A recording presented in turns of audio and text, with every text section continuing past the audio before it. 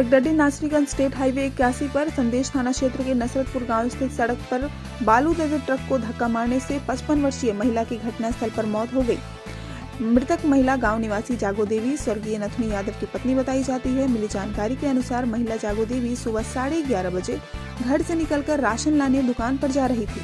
रास्ते में गांव के सामने सड़क पर संदेश तरफ से तेज रफ्तार में बालू लेकर सकडडी तरफ जा रही ट्रक ने महिला में धक्का मार दिया।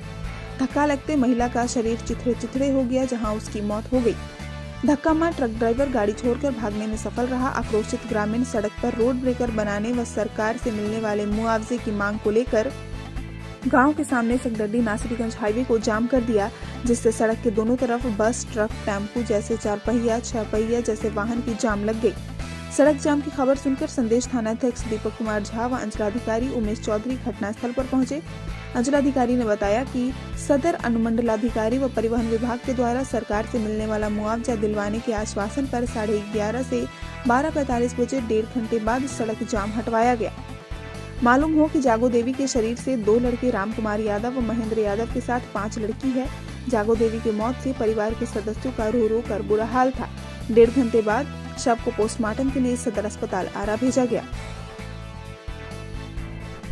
भोजपुर न्यूज के लिए संदेश से आलोक कुमार मिश्रा की रिपोर्ट।